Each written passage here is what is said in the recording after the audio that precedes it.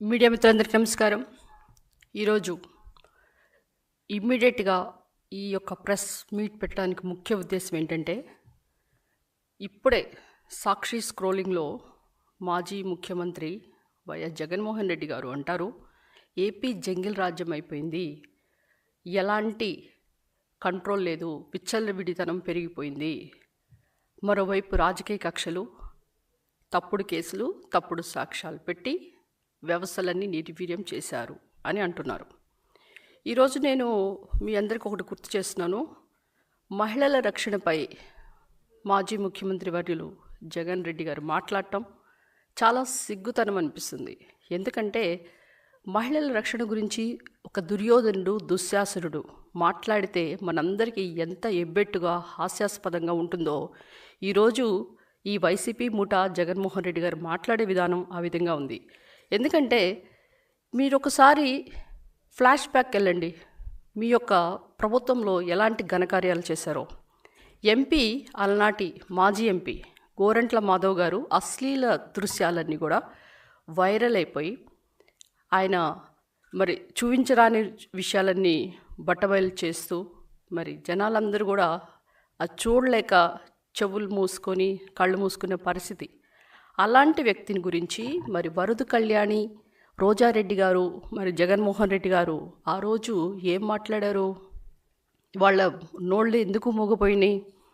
వాళ్ళు దీని గురించి ఎందుకు క్వశ్చనించలేదు అలనాటి ప్రభుత్వాన్ని? మరి క్వశ్చనించకపోయారు. కనీసం ఆ వ్యక్తిని సస్పెండ్ చేశారా? చేయలేదు. ఇక మీరు మాట్లాడతారు ఈ కూటమి ప్రభుత్వం అంటే కామ కూటమి అని. మరి సత్యవేడు ఎమ్మెల్యే కోనేటి ఆదిమూలన్ మీద ఆరోపణలు వస్తే ఎన్డీఏ కూటమి ఇమ్మీడియట్గా ఆయన్ని పార్టీ నుంచి సస్పెండ్ చేసిందా లేదా? మీరు పేపర్లు చదువుతున్నారా, చూస్తున్నారా?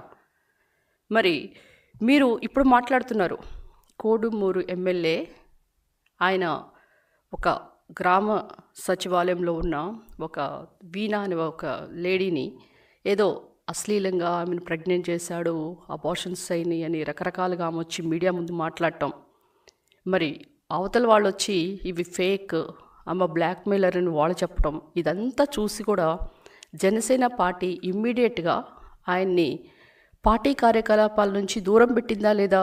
ఆయన యాక్టివ్గా పాల్గొంటున్నాడా? ఎందుకంటే ఏదైనా ఒక విషయం మన దగ్గరకు వస్తే ఇమ్మీడియట్గా మీలాగా టకా డెసిషన్స్ ఎప్పుడు తీసుకోకూడదు. అదే మీరు చేసిన తప్పు. అందుకే మీకు 11 సీట్లు వచ్చినాయి. ఎందుకంటే ఒక విషయం మన దగ్గరకు వస్తే దానికి నిజ నిర్ధారణ కమిటీ ఉంటుంది. అది ఎవరు నిజమో ఎవరిది అబద్ధమో తేల్చుకోవాలి. ఎందుకంటే వీణా అనే అమ్మాయి పేరు మీద కూడా 2 పోలీస్ కేసులు ఉన్నాయని కూడా చెప్తున్నారు. సో ఏది నిర్ధారించకుండా ఇమ్మీడియట్ డెసిషన్స్ ఎప్పుడు తీసుకోకూడదు. కనుక ఈ విషయాన్ని జనసేన పార్టీ పరిశీలిస్తుంది.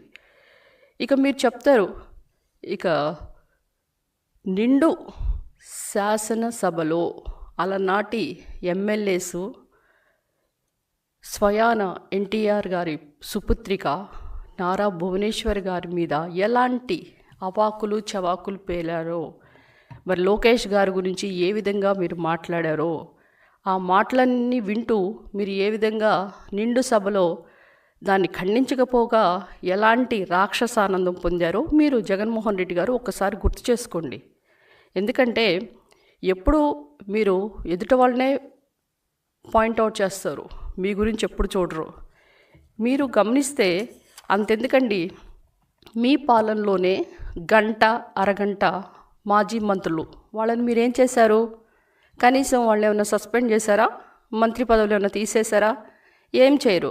వాళ్ళనే వెనకేసుకొని మరి సంక్రాంతి సంబరాల్లో మరి అంబటి రాంబాబు గారు ఏ విధంగా గంతులేశారో, చిందులేశారో మీరు అన్నీ చూశారు. వాళ్ళని మీరు ఖండించే ధైర్యం మీకుందా?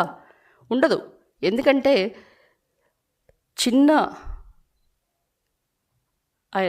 చిన్న పిన్నమ్మ ఎవరైతే ఉన్నారో ఆమె తాళి తెంచి మరి చిన్నాయన్ని నరికి హత్య చేసిన నరహంతకుల్ని మీరేం చేశారు? తల్లిని ఏ విధంగా మీరు పరాయి రాష్ట్రాలకు పంపించారు? చెల్లి చీర మీద మరి కామెంట్ చేసింది మీ వైసీపీ బ్యాచ్ కదా? వీళ్ళందరినీ మీరు ఇందాకంటారు వైసీపీ నాయకులు, వైసీపీ కార్యకర్తలందరూ కూడా చాలా గట్టిగా నిలబడుతున్నారు పార్టీకని. గట్టిగా నిలబడటం అంటే ఇంత మహిళని స్క్రోల్ చేయటము, మహిళని హింసించడం, అసభ్య పదజాలాలు వాడటం. మీరు చేసిన పనికి అలనాటి ప్రభుత్వంలో ఉండవల్లి శ్రీదేవి అనే ఎక్స్ఎమ్మెల్యే ఇప్పుడు ఆమె బయటికి రావటం మీరు కూడా గమనించుంటారు. ఏ విధంగా చిత్రవద చేశారు, నా కూతుళ్ళని నా మీద ఎలాంటి పోస్టింగ్స్ పెట్టించారు, మీరు నన్ను ఒక వేశ్య అనే మాదిరిగా కాలుగాల్లాగా నా పిల్లల్ని, మెడిసిన్ చదువుతున్న పిల్లల్ని మీరు ఏ విధంగా చిత్రవద చేశారో మీకు తెలుసు. అందుకే దేవుడున్నాడు పైన. ఎప్పుడు కూడా మనం రాజకీయాల్లో మనమే పై చేయి అనుకోవటం చాలా తప్పు. ఎందుకంటే మీరు ఎప్పుడు కూడా ఏది నిజం తెలుసుకోకుండా ఇమ్మీడియట్ యాక్షన్స్ తీసుకోవటం అనేది ఒక డిక్టేటర్ లాగా. ఎందుకంటే డిక్టేటర్షిప్ అనేది ఎప్పుడూ ఉండదు. ఎందుకంటే మీరు లిబియాలో ఉన్న కర్నల్ గద్దాఫీ ఏమైపోయాడో, తర్వాత ఇప్పుడు మీరు గమనించిన చాలామంది డిక్టేటర్స్, హిట్లర్, వీళ్ళందరూ ఏమైపోయారో మీరు తరిమి కొట్టారు ప్రజలు. ఆ విధంగానే ఇప్పుడు మీరు అంటున్నారు ఆంధ్ర రాష్ట్ర ప్రజలు ఎన్డీఏ కూటమిని ఫుట్బాల్ తన్నినట్లు తంతారు అని. ఆ తంటం ఎప్పుడూ అయిపోయిందండి. తన్నే మీకు 11 సీట్లు ఇచ్చారు. ఇంకా మీరు రియలైజ్ కాకపోవటం ఏంటని, అసలు ఆత్మ పరిశీలన చేసుకోవట్లేదని నాకు చాలా బాధగా ఉంది. ఎందుకంటే మీరు ఎందుకు ఓడిపోయారో మీరు గమనించండి. ఎప్పుడు ఎదుటి వాళ్ళ పడి మీద ఏడవటం తప్పితే మీరు చేసిన పనులు ఒకసారి నేను గుర్తు చేస్తా. ఎందుకు దళిత మహిళని మీరు ఏ విధంగా హింసించారు? అసలు ఎన్సీఆర్బి రిపోర్ట్ కనుక మనం తీస్తే ఏపీ దేశంలోనే మొట్టమొదటి ప్లేస్లో ఉందని, మహిళల ఆత్మగౌరవానికి దెబ్బతీసే విధంగా ఉందని కూడా మనకి రిపోర్ట్స్ వచ్చినాయి. 1,00,000 కేసులు మహిళల మీద మరి నమోదు చేయబడ్డాయి. అందులో 30,000 మంది పైగా మహిళలు, చిన్నారులు, వాళ్ళందరూ కూడా వాళ్ళు కనిపించకుండా పోయారు. Missing case. ఇలాంటి వాళ్ళందరికీ మీరేమైనా ఆన్సర్ ఇచ్చారా? అంతెందుకండి, మీరు పులివెందుల్లో నాగమ్మ, అంటే మీ సొంత నియోజకవర్గం పులివెందుల్లోనే నాగమ్మ అనే యువతిని అమానుష్యంగా ఆమె పైన అత్యాచారం చేస్తే మీరు చేసిందేంటి? వాళ్ళ మీద ఏమైనా యాక్షన్ తీసుకున్నారా?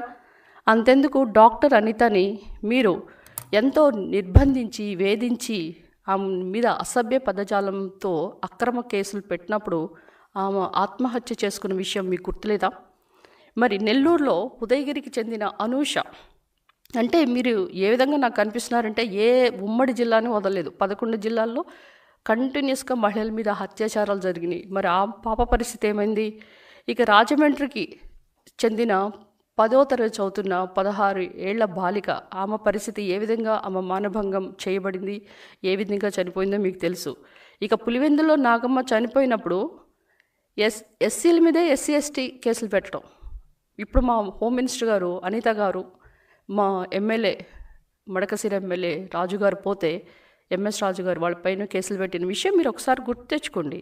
ఇక గుంటూరులో మీరు 2021 ఆగస్టు 15న జెండా వందనం ఘనంగా చేస్తున్న టైంలోనే పక్కన పెదకాకానికి చెందిన బీటెక్ చదువుతున్న రమ్య మరి హత్యగా వించడం మీకు గుర్తులేదా?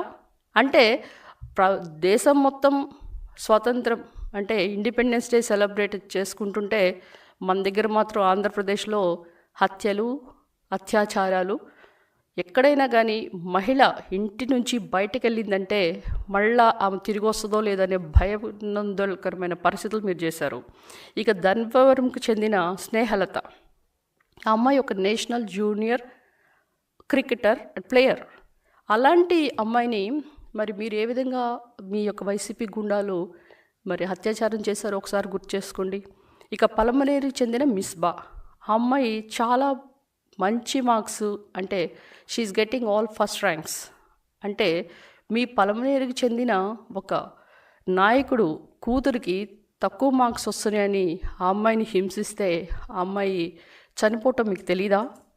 ఇక మీరు ఆయిషా కేసులో అంటే అక్రమంగా సత్యబాబుని అరెస్ట్ చేస్తే 8 సంవత్సరాలు జైలు శిక్ష వేయించింది మీరు కాదా? ఎందుకంటే ఎవరో చేసిన కేసుని మీరు అంటున్నారు అక్రమ కేసులు, అక్రమ సాక్ష్యాలు సృష్టించారని. మీరు చేసింది ఇది అక్రమం. ఇది మీరు ఒకసారి గుర్తుపెట్టుకోవాలి. ఇక మీ హయాంలో ఎక్కడైనా చూడండి ఎలాంటి యాక్షన్ తీసుకున్నారా? కానీ ఈరోజు ఎన్డీఏ కూటమిలో తునిలో ఒక ఘటన జరిగితే, ఒక పెద్ద ఆయన అమ్మాయిని రేప్ చేస్తే ఎన్డీఏ కూటమి ఎక్కడ చర్యలు తీసుకుంటుందో అని భయపడి ఆయన ఆత్మహత్య చేసుకున్నాడు. ఇది కదా ఎన్డీఏ కూటమి అంటే మహిళలకి పెద్దపీట వేసి మహిళా సాధికారత అంటే మహిళలు వాళ్ళ యొక్క ఆర్థిక స్తంభాలుగా నిలబడాలని వాళ్ళందరికీ డోక్రా అనే వ్యవస్థ తెచ్చింది మొట్టమొదటిగా తెలుగుదేశం పార్టీ కదా. మీరు ఒకసారి గుర్తు తెచ్చుకోండి. అందులో ఇప్పుడు 80 లక్షల మంది డోక్రా మహిళలు, 20 లక్షల మంది మెప్మా మహిళలు, మొత్తం 26,000 కోట్ల పొదుపు నిధులు సేకరణ చేశారు. అది మీరు ఒకసారి నోట్ చేసుకోవాలి. అండ్ 2024 నుంచి 25 వరకు డోక్రా మహిళలు బ్యాంకు నుంచి 49,000 కోట్లు రుణాలు తీసుకోవడం. అంతేకాకుండా సున్నా వడ్డీ పరిమితి 3 లక్షల నుంచి 5 లక్షలు పెంచారు. ఇక ఎస్సీ ఎస్టీ మహిళలకి 50,000 ఇస్తూ అది కాస్త 5 లక్షలు చేశాం. ఈ మధ్యనే మేము పిఎం శ్రీనిధి చొప్పున ఆల్మోస్ట్ 63 కోట్లు కూడా శాంక్షన్ చేయడం జరిగింది. వాళ్ళకి 56 యూనిట్లు ఇచ్చి ఈరోజు లాస్ట్ డేట్ వాళ్ళు కూడా అప్లై చేసుకున్నారు. అంటే ఎస్సీ ఎస్టీ బీసీ మహిళల్ని ఏ విధంగా వాళ్ళకి పెట్టుబడులు పెట్టి ఆ రాయితీలు కూడా 35% నుంచి 45% వరకు పెంచాం. ఇక మీరు చెప్తున్నారు ఇక మహిళా భద్రత గురించి. మహిళా భద్రతకి ప్రాధాన్యత అంటే she teams, Shakti teams and genders resources ఇవన్నీ పెట్టింది ఎన్డీఏ కూటమి ప్రభుత్వం. ఈ మధ్యనే మీరు దగ్గర గుంటూరులో నల్లపాడు దగ్గర సారస్ అనే మేళ కూడా పెట్టాం. అందులో హస్తకళలు, హ్యాండ్లూమ్స్, స్థానిక ఉత్పత్తులకు మార్కెట్ లింకేజెస్ అండ్ బ్రాండింగ్ ఇవన్నీ చేసి మరి వాళ్ళకి అంటే ఎంకరేజ్మెంట్ ఇవ్వటం మీరు ఇంకొకసారి గమనించాలి. ఇక మహిళలకైతే ఆల్మోస్ట్ 93,000 మందికి ఎంఎస్ఎంఈస్ ద్వారా వాళ్ళందరినీ కూడా ఎంటర్ప్రెన్యూర్స్ అంటే పారిశ్రామికవేత్తలుగా మారారు. అంటే డైరీ అయితే ఏంటి, poultry and food processing centres units కూడా వాళ్ళు తయారు చేస్తున్నారు. ఇక మీరు చెప్తున్నారు మహిళలకు భద్రత లేదని. ఈ భద్రత అనేది మీరు గమనిస్తే 2025 మహిళలపై జరిగిన నేరాల శాతం మీరు గమనిస్తే విశాఖపట్నంలో 1,121 నుంచి 950 వరకు తగ్గిపోయినాయి. అంటే ఎన్డీఏ కూటమి అంటే చంద్రబాబు నాయుడు గారు అంటే చండ శాసనుడు, ఆయన వదిలిపెట్టడు. మహిళల భద్రత, మహిళల రక్షణ, మహిళలకు ఎప్పుడు కూడా మేము అండగా ఉంటామని చెప్పిన మొట్టమొదటి పార్టీయే తెలుగుదేశం పార్టీ. అందుకే ఈ పార్టీలోకి నేను రావడం జరిగింది. ఎందుకంటే 33% మహిళా రిజర్వేషన్స్ అంటే మహిళలకి, అంతేకాకుండా అంగన్వాడీ, ఆశా వర్కర్స్ వీళ్ళందరికీ కూడా గ్రాడ్యుయేట్ పెంచడంతో పాటు మహిళల పేరు మీద ఇళ్ల పట్టాలు, గృహ నిర్మాణాలు, భూమి కొనుగోలు పథకాలు ఇవన్నీ ఇచ్చింది ఎన్డీఏ కూటమి తెలుగుదేశం పార్టీ. ఇంకా మహిళలు ఇదివరకు ఎక్కడ పడితే అక్కడ రోడ్ల మీద వెజిటబుల్స్ అమ్ముకునేవాళ్ళు, కూరగాయలు. అలా కాకుండా వాళ్ళకి రైతు బజార్లు. ఇప్పుడు మనం ఏమన్నా కొనాలంటే వస్తువులు ఎక్కడికి వెళ్తాం? కూరగాయలంటే రైతు బజార్. ఆ రైతు బజార్లు, జనరిక్ షాపులు అండ్ ఇసుక ర్యాంపుల నిర్వహణలో కూడా మహిళలకు బాధ్యతలు ఇచ్చారు. మొన్న ఈ మధ్య మీరు గమనిస్తే రిపబ్లిక్ డే రోజు మేము కర్నూలు జిల్లాలో 29 మంది అబ్బాయిలకి మనము అండ్ పురుషులకి హెవీ మోటార్ డ్రైవింగ్ నేర్పిస్తే ఒక మహిళ హెవీ మోటార్ డ్రైవింగ్ నేర్చుకొని మరి మనకి ఇండిపెండెన్స్ డేలో ప్యారెడ్లో ఆమె పాల్గొంది. అంటే ఇలాంటి మహిళల్ని మొట్టమొదటిగా ఎంకరేజ్ చేస్తుందే తెలుగుదేశం ప్రభుత్వం. కనుక ప్రజలందరూ కూడా గుర్తుపట్టారు. అందుకే దీపం పథకం అంటే దీపం పథకం 1 ద్వారా 3 సిలిండర్స్, దీపం పథకం 2 ద్వారా 3 సిలిండర్స్, మరి మహిళలకు ఉచిత బస్సు ప్రయాణం. ఇంతవరకు మన ఆంధ్రప్రదేశ్లో ఎప్పుడన్నా మనము ఈ యొక్క ఉచిత ప్రయాణం అనే మాట విన్నామా? ఎప్పుడు కూడా సూపర్ 6 అంటే ఇదంతా సూపర్ 6 ఏంటి, సూపర్ 7 ఏంది, ఇదంతా చాలా ఫెయిల్, అసలుకి అట్టర్ ఫ్లాప్ అనేవాళ్ళు. కానీ ఈరోజు అలా అన్న వాళ్ళ నోర్లే ఈరోజు మూసేసే విధంగా మహిళలకి స్త్రీ శక్తి పథకం ద్వారా ఉచిత బస్సు ప్రయాణం. ఇందులో మీరు గమనిస్తే ఆల్మోస్ట్ 6 కోట్ల మంది ఇప్పటి వరకు ప్రయాణించారు. సగటున పర్ డే ఆల్మోస్ట్ 19 నుంచి 20 లక్షల మంది మహిళలు ప్రయాణిస్తున్నారు. అంటే ఇదివరకు మనం ఎక్కడికైనా వెళ్ళాలంటే ఆర్టీసీ బస్సుల రేట్లు పెంపు, రోడ్లు బాగోవు, అంత గుంతల రోడ్లు, మరి ఏమన్నా నిత్యావసర సరుకులు కొనాలంటే నిత్యావసర సరుకుల ధరలు 3 రెట్లు 4 రెట్లు పెంపు, అంతేకాకుండా సిలిండర్ ధర మీరు గమనిస్తే 300ది కాస్త 750 అవటం. ఈ విధంగా అసలు ఏది కూడా కొనలేని పరిస్థితి. అలాంటి పరిస్థితి నుంచి ఈరోజు ఏ విధంగా మహిళలకు అండగా ఉన్నారో మీరు గమనించాలి. ఇక 0 వడ్డీతో 10 లక్షల ఉండాల్సింది జగన్మోహన్ రెడ్డి ఆయన ఫెయిల్యూర్స్ ఒకసారి మనం వినాలి. 10 లక్షలు ఉంటే దాన్ని 3 లక్షలకు చేశాడు. ఇక డ్వాక్రా మహిళల వ్యవస్థ అయితే మొత్తం నిర్వీర్యం. వాళ్ళకి ఏది లోన్స్ కూడా రాలేదు. ఎందుకంటే ఆ ప్రభుత్వం నేనున్నాను కనుక ప్రతి ఒక్కటి నాకు క్లియర్గా తెలుసు. ఇక ఉచిత ఇళ్ల పేర్లతో ఓటీఎస్ ద్వారా 10,000 నుంచి 30,000 కొట్టేశారు. ఇక పెళ్లి కానుక, సైకిళ్ళు, ఎందుకంటే చిన్నపిల్లలు స్కూల్స్కి వెళ్ళేటప్పుడు సైకిళ్ళు మేమే అప్పుడు తెలుగుదేశం ఇచ్చిన గవర్నమెంట్లో వచ్చిన సైకిల్స్ మేము డిస్ట్రిబ్యూట్ చేయటం జరిగింది. మరి ఇప్పుడు సైకిల్ లేవంటే ఆ టైంలో సైకిల్ ఇచ్చిన దాఖలే లేదు. ఇక తల్లి బిడ్డ ఎక్స్ప్రెస్ అంటే డెలివరీ అయిన స్త్రీకి ఆ తల్లి బిడ్డ ఎక్స్ప్రెస్ ద్వారా వాళ్ళకి ఈ యొక్క తల్లి బిడ్డ కిట్ ఇచ్చి ఇంటి దగ్గర డ్రాప్ చేసేవాళ్ళు. ఈ తల్లి బిడ్డ ఎక్స్ప్రెస్ అనేది తీసేశారు. ఈ కనీసం పేదవాళ్ళు తినే అన్న క్యాంటీన్లు కూడా కోపంతో పక్కబట్టినట్లు అవి కూడా మూసేశారు. ఎందుకంటే ఎప్పుడు కూడా చంద్రబాబు నాయుడు గారు కన్స్ట్రక్టర్ అయితే జగన్మోహన్ రెడ్డి గారు డిస్ట్రాక్టర్. ఆయన ఏం పెడితే అమరావతి అంటే ఈయన అమరావతిని కొల్లబరచడం, పోలవరం అంటే దాన్ని నరికేయటం, ఇక అన్న క్యాంటీన్లు అంటే అవి ఆపేయటం, ఇక పెళ్లి కానుకలు అవి తీసేయటం, ఇక ఇంకా మీకు పండుగ కానుక అంటే రంజాన్ కానీ వీటికి తోఫాలు ఇచ్చేవాళ్ళు. ఆ కానుకలు ఇచ్చిన దాఖలు లేదు కాక ప్రజల నుంచి డబ్బులు కొట్టేసే కార్యక్రమం పెట్టుకునేవాళ్ళు. ఎప్పుడంటే వాళ్ళ పథకాలే డీపీటీ, దోచుకో పంచుకో తినుకో అని. సో వీళ్ళకి ఇంకా పథకాలు ఇచ్చేది ఎక్కడుంది? ఏదైనా పథకం స్టార్ట్ చేశారంటే అది స్కీమ్ కాదు, అది స్కామ్ టైప్లో ఉంటుంది. కనుక ఈరోజు మరి పేద మహిళలపై భారం మోపి కనీసం ఈ మహిళలకి దిశ చట్టం అనేది ఒకటి తీసుకొచ్చి మహిళలకి మేము చాలా ముందున్నాం, మరి ఎక్కడైనా 0 FIR చేస్తారు, దిశ చట్టం మొట్టమొదటిగా ఆంధ్రప్రదేశ్లో తెచ్చామని చాలా డాంబికాలు పలిగిన వైసీపీ ప్రభుత్వం కనీసం ఆ వ్యవస్థే లేకపోవటం ఇక్కడ గమనార్హం. అంటే ఒక పథకం పెడతారు, ఒక కొబ్బరికాయ కొడతారు, ఏది అది స్టార్ట్ కాదు. ఎందుకంటే ప్రజల్ని మభ్యపెట్టడం, అంతా క్రెడిట్ చోరీ అని ఈరోజు కొత్త మాటలు మాట్లాడటం. అసలు వాళ్ళు ఏం చేశారు? క్రెడిట్ చోరీ ఏం చేస్తారు వాళ్ళు చేసింది? ఇక అమ్మఒడి పథకం అంటారు. అమ్మఒడి పథకంలో వాళ్ళు 42 లక్షల మంది బిడ్డలకు మాత్రమే తల్లులకి పరిమితం చేస్తే అది కూటమి ప్రభుత్వం 67 లక్షల తల్లులకి విస్తరించింది. వాళ్ళు 15,000 కాస్త 13,000 చేస్తే అది 3 బిడ్డలు ఉంటే ఇంట్లో ఒక బిడ్డకే వేస్తే ఎన్డీఏ కూటమి ప్రభుత్వం ఎంతమంది బిడ్డలుంటే అంతమందికి 15,000 వేస్తున్నారు. ఇక డొక్కా సీతమ్మ మధ్యాహ్న భోజన పథకం, ఇక వాళ్ళకి కావాల్సిన కిట్స్, యూనిఫామ్స్, ఈ విధంగా చూస్తే ఇక చదువు మీద ఎలాంటి విద్యా వ్యవస్థ మీద శ్రద్ధ ఉందో మన వైద్యశాఖ మంత్రి శ్రీ నారా లోకేష్ గారు ఏ విధంగా ఇన్నోవేటివ్ థాట్స్తో ముందుకెళ్తున్నారో మీరు గమనించాలి.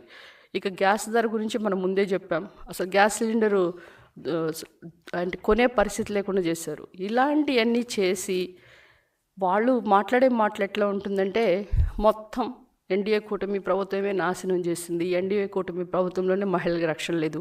అసలు రక్షణ లేనిది మీ ప్రభుత్వంలో. ఇవన్నీ మీరు ఒకసారి ఏం ఘనకార్యాలు చేశారో ఒకసారి మీరు మొత్తం నేను చెప్పినట్లు 1,00,000 కేసులు ఏ విధంగా మహిళలపైన అత్యాచారాలు చేసిన వాటి మీద కేసులు ఉన్నాయో, 30,000 మంది ఎలా మిస్ అయ్యారో, మరి ఎలాంటి మహిళలకు అందాల్సిన పథకాలన్నీ రద్దు చేశారో, మహిళల్ని ఏ విధంగా మీరు కించపరిచారో. ఎందుకంటే మీరు చెప్తున్న 2-3 ఎమ్మెల్యేస్ మీద వాటి మీద యాక్షన్ కూడా అయిపోయింది. ఇంకా మీరు ఏమీ తెలియనట్లు ఒకటే మాట చెప్పి ప్రజల నోట్లో ప్రజల చెవుల్లో ఒక సీసం పోసినట్లు మీరు బాధ పెడుతున్నారు తప్పితే ఇక్కడ ప్రజలందరికీ కూడా అందరికీ తెలుసు కూటమి ప్రభుత్వం ఏ విధంగా సంక్షేమం అభివృద్ధితో ముందుకు దూసుకుపోతుందో. చంద్రబాబు నాయుడు గారు మహిళల్ని ఏ విధంగా మరి పారిశ్రామికవేత్తలకు చేశారో, ఏ విధంగా పెద్దపీట వేశారో, మహిళా కమిషన్ అనేది ఎలా వచ్చిందో, ఫస్ట్ స్పీకర్ తొలి మహిళా స్పీకర్ ఈ యొక్క తెలుగుదేశం పార్టీలోనే వచ్చిందో, మరి మహిళలకు ఏ విధంగా ఇళ్ల పట్టాలు ఇచ్చారో, ఇవన్నీ మీరు ఒకసారి గుర్తు చేసుకోవాలి. అవి చేసుకోకపోగా ఎంతసేపు కూటమి ప్రభుత్వం మీద పడి ఏడవటం, అంతేకాకుండా ఏదో పాదయాత్ర చేస్తాను అనుకుంటూ వెళ్ళటం. పాదయాత్ర ఏమని చేస్తారు అంటే అధికారంలో ఉన్నంతసేపు ప్యాలెస్లో ఉంటారు, ఎవరు ఎమ్మెల్యేస్ కానీ ఎవరికి కూడా కనిపించరు. అక్కడ బటన్ నొక్కుతూనే ఉంటారు. ఇవే మీరు చేసే పనులు. ఇప్పుడు పాదయాత్ర ఎంతో చేస్తారు, ప్రజలందరూ సంక్షేమం అభివృద్ధితో కళకళలాడుతుంది రాష్ట్రం అంతా. అండ్ నదులు కూడా మంచిగా వర్షాలు వచ్చి పొంగిపోతున్నాయి, అన్ని వ్యవస్థలు బాగానే ఉన్నాయి. మీరు రోడ్డు మీదకి వచ్చి ఏం మాట్లాడతారండి? అంటే నాకు అధికారం ఇవ్వండి, అధికారం ఉంటే ప్యాలెస్, అధికారం పోతే రోడ్లు. ఇదా ఈ యొక్క పాదయాత్ర చేసి ఈ 18 months మీరు ఏది టార్గెట్ పెట్టుకున్నారో, ప్రజలు మీరు రోడ్ల మీద నడిస్తే వాళ్ళు ఫుట్బాల్ తగినట్లు మిమ్మల్ని దంతారు. కనుక ఓసారి మీరు గుర్తుపెట్టుకొని కూటమి ప్రభుత్వ పాలన గురించి, ముఖ్యంగా మహిళల రక్షణ గురించి మాట్లాడే అధికారం, అంతేకాకుండా మహిళల రక్షణ గురించి మీకు ఏ విధంగా కామెంట్ చేసే అధికారం మీకు లేదని కూడా చెప్తూ, మీరు మీ మాటలు అదుపులో పెట్టుకోవాలని మరొకసారి గుర్తు చేస్తూ, ఈ యొక్క మీడియా కవర్ చేసిన ప్రతి ఒక్కళ్ళు కూడా మరొకసారి నా ధన్యవాదాలు.